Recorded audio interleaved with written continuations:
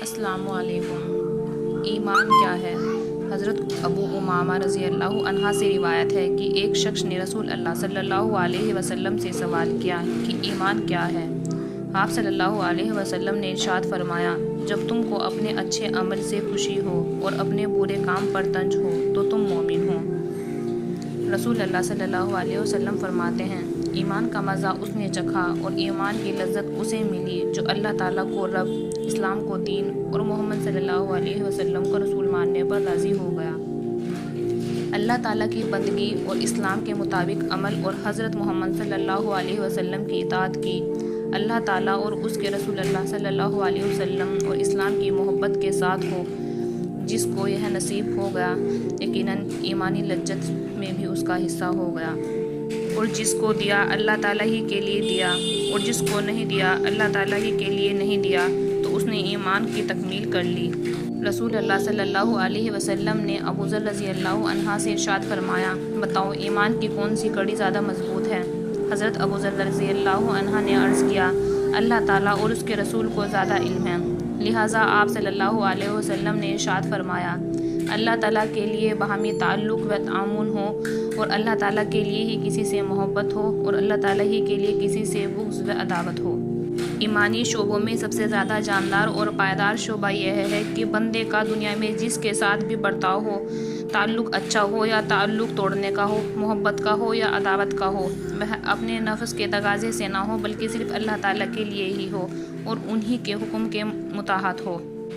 رسول اللہ صلی اللہ علیہ وسلم فرماتے ہیں، جس شخص نے مجھے دیکھا اور مجھ پر ایمان لایا اس کو تو ایک بار مبارکباد، اور جس نے مجھے نہیں دیکھا اور پھر بھی مجھ پر ایمان لایا اس کو 70 بار مبارکباد۔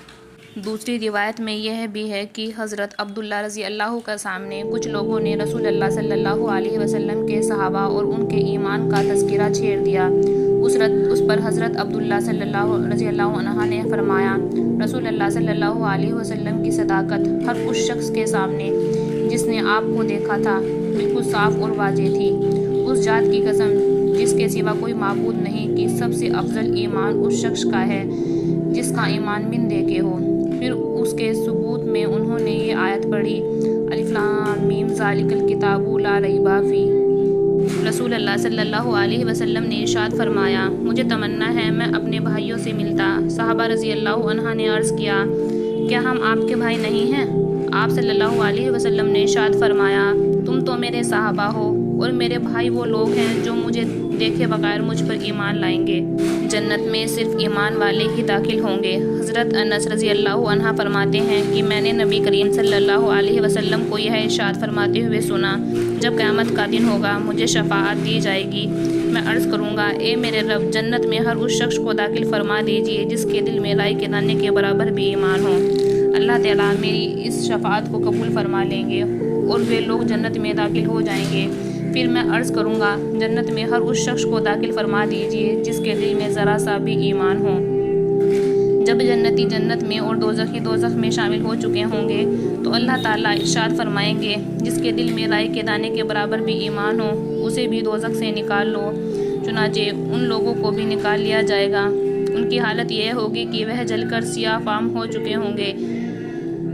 اس کے بعد ان کو نہر حیات میں ڈالا جائے گا تو وہ اس طرح فوری طور پر تر و تازہ ہو کر نکالے جائیں گے جیسے دانہ سیلاب کے کوڑے میں پانی اور کھاد ملنے کی وجہ سے فوری اگ جاتا ہے۔ کبھی تم نے غور کیا ہے کہ وہ کیسا زرد بل کھایا ہوا نکلتا ہوگا؟ ہر وہ شخص جہنم سے نکلے گا جس نے لا الہ الا اللہ کہا ہوگا، جس کے دل میں جو کے برابر بھی بھلائی ہوگی یعنی ایمان ہوگا۔ پھر ہر وہ شخص جہنم سے نکالا جائے گا جس نے لا الہ الا اللہ کہا ہوگا